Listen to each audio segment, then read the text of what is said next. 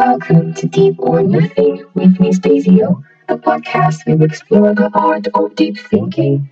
Join me as we dive into thought-provoking conversations that challenge the surface and uncover the profound truths that shape our lives. Let's go deep, or not at all. Hey there, beautiful people. Welcome back to another episode of Deep or Nothing with Miss Daisy-O. As always, I'm here to take you on a journey into the mind, exploring life, exploring purpose, and those deeper thoughts that sometimes keep us up at night. And today we're talking about something I'm sure many of us can relate to: burnout. Yeah, we're diving into the reality of being too tired all the time and why it feels like our generation, millennials especially, are constantly juggling 20 different things and they're just exhausted. But before we get into it, I'd love to remind you to check out our WhatsApp community where we keep the conversation going after every episode. And of course, if you haven't already, make sure you listen to the previous episode. Trust me, you don't want to miss them. Now, let's talk about burnout. It feels like everyone is talking about it these days, but why? Why is burnout so much a part of our lives? And more importantly, what can we do about it? I love it when I break things down. I feel like it just gives us a better perspective of what we're talking about. So let's start by defining burnout.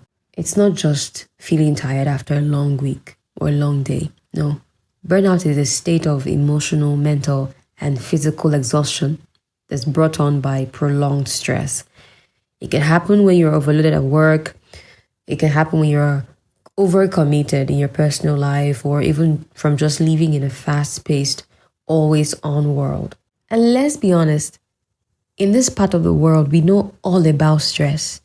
Between the hustle of traffic, work demands, side hustles, and don't forget the urgent 2K requests from family and friends. Life can really wear you down. But burnout goes deeper than just tiredness. You start losing motivation, your productivity just plummets, and maybe even your health starts to take a hit. You might feel disconnected from your work, like you're just on autopilot and you're just going through the motions. And guess what? Burnout doesn't just affect your job. It creeps into your relationships, your creativity, and your ability to truly enjoy life. Does that sound familiar? Well, if you stay with me, you're going to hear a lot more about burnout. We're going to explore how this burnout problem is affecting so many of us, especially millennials, and what we can do to reclaim our energy.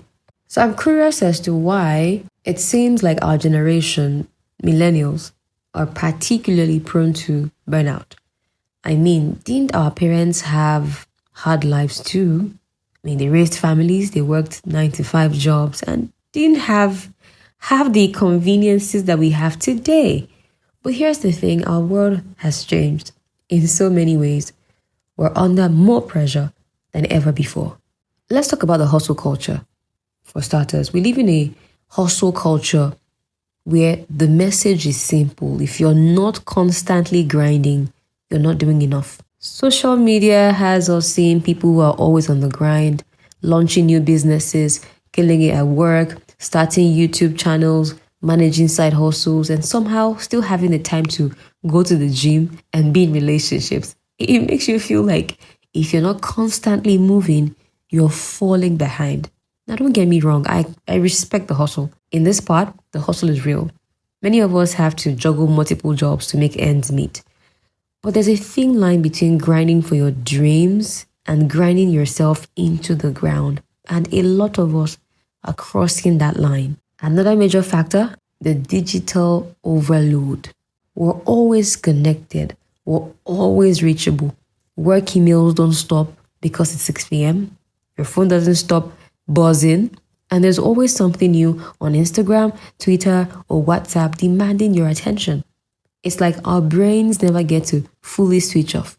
There's no downtime. Growing up, we saw our parents switch off from work when they got home. But today, with remote work and work from anywhere setups, it feels like you're never truly away from work. Even your weekend is not safe because, let's be real, how many of us have been caught answering emails on a Sunday?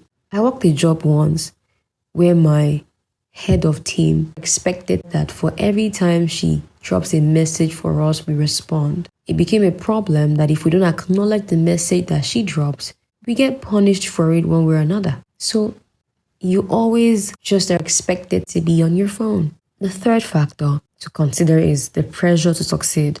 Many of us are the first generation that grew up being told that we could be anything, do anything, and that we should follow our passion. We had so many songs back then that would tell us that we can become the president of our country. We had so many songs that told us that for anything we wanted to become, we could be that. It's a great advice. I'm not saying it's an amazing advice, but it comes with a catch. What happens when you then feel like you haven't made it yet? What happens when that pressure to achieve your dreams start feeling more like a burden than an inspiration? Now, let's get real. I've heard so many stories from friends and listeners about burnout, and I'm sure you have too. I have mine. It's happening everywhere, from the office to the streets of wherever it is you live. I know a friend, let's call him Bayo, who works in one of those big corporations in Lagos. He wakes up at 5 a.m., hits the road by 6 to beat the traffic, and is in the office by 8. The job is demanding, with deadlines that seem impossible. By the time he's heading home, it's 7 p.m. and he's scrolling through traffic for another 3 hours. He barely has time to eat, let alone relax. One day, my friend Bayo realizes that he was starting to feel resentful of his job, of his colleagues, of the whole routine. He wasn't sleeping well. He was irritable. He started dreading Mondays like never before. Bayo did not know it, but he was burnt out.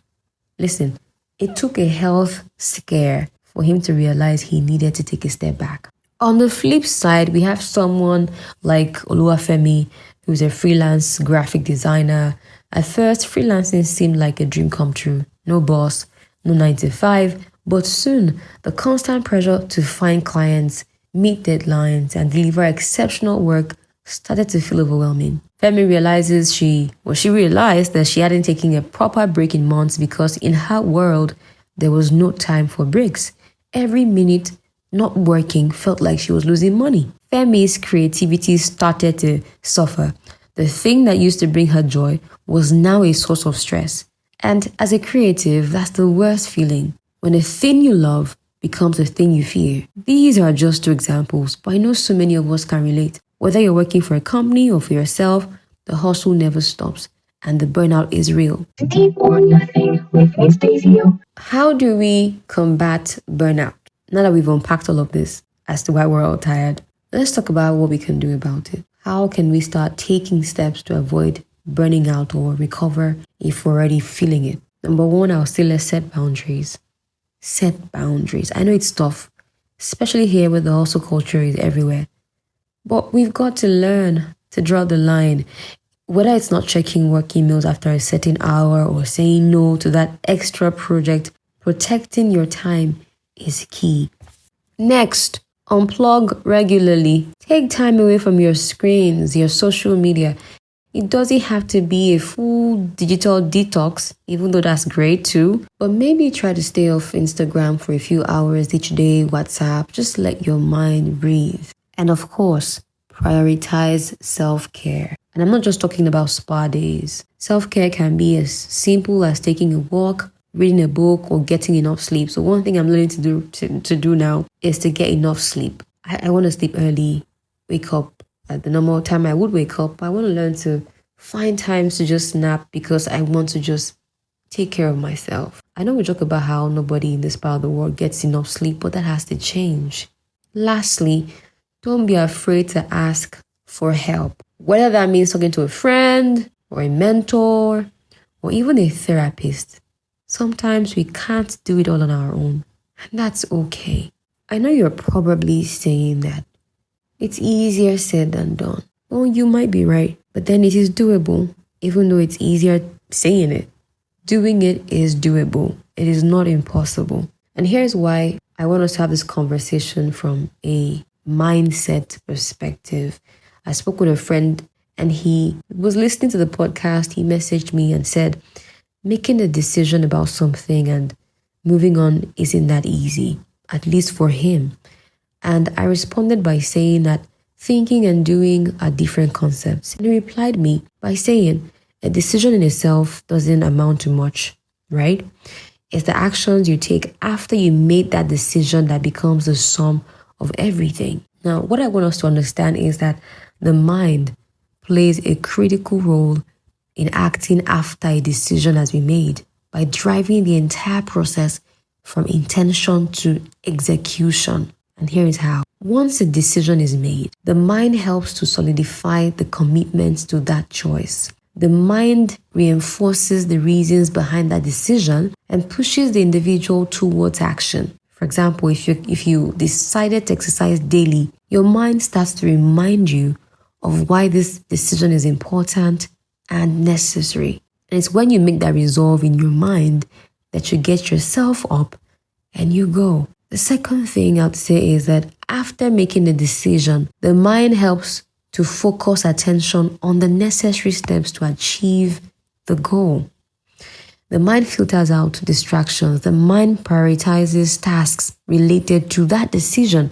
The mind constantly evaluates the importance of tasks and chooses the right path to move forward. The mind does all of that. The third thing I want us to note is that acting on a decision often requires overcoming distractions, overcoming inertia or obstacles. The mind's willpower and the self-control mechanisms come into play through self-regulation. The mind manages impulses. The mind takes care of the emotions that could stop you or derail that intended action. The mind also often uses visualization as a technique to motivate action. By imagining the outcome of that decision, the mind can strengthen the desire to act. And that's why visualization is important. Visualizing success makes the action more tangible and appealing. Also, acting on decisions depend on memory. Now, the mind recalls past experiences. The mind recalls learned behaviors that are very essential to implementing that decision. Over time, consistent actions will turn into habits, right? Which require less conscious effort from the mind, but then they're still rooted in the initial decision-making process. A baby would never learn how to walk by sitting. Now, as you act on a decision, obstacles may arise, and that's why we always say it's easier said than done. But then the mind constantly reassesses the situation. It helps you to adapt strategies or just find creative solutions somehow. So basically, your mind plays an active role in troubleshooting. Your mind plays a very critical role in modifying actions as needed. So if the reason why you couldn't do it last night was because you could not wake up on time, your mind reminds you, your mind prompts you to set an alarm. If, for example, you did not take that action because you encountered a problem, your mind helps you to modify your actions as needed. And that's why you hear people say things like, you can't do a thing the same way every time and expect different results. So I would cap this up by saying that ultimately the mind serves as the bridge between decision making and action. It controls everything from motivation and focus to self-regulation and problem solving throughout the entire process. And just the way I told my friend, I will tell you that thinking is the very first part of the whole journey. In fact, the mind is where most of the work takes place. Doing is more or less a part of post-production. Oh, trust me, a lot goes into planning. Now, I'm not saying execution is not so detailed. Well, it is. It has its own perks, yeah. But the mind is where the work goes on. Even while action is being taken, your mind is still working. So, it is easier said than done, yes, I agree. But guess what? It is doable. And I'm hoping that we learn how to master the art of thinking, hoping that we get to a point where we're able to leverage the power of the mind to get things done so we can avoid burnout. For example, we talked last week on the podcast about how emotions play a role in our perception of the world. And we talked about how Your emotions can determine how your day would go. Learning that or knowing that should help you to properly manage your emotions and self-regulate. And that way, even when the feeling of anger comes in, you're able to control the situation because you know that it's an emotion and it doesn't necessarily have to cause you to make the wrong choices. All right, friends, how about we put a pin on it today? And I hope you're walking away with a better understanding of why we are all so tired, and more importantly, how we can start tackling burnout head on. If you're feeling like burning out, know that you're not alone and you don't have to stay in that place. As always, I would love to hear your thoughts.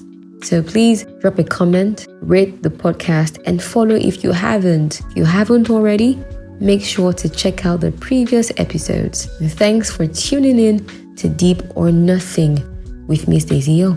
Let's continue the deep.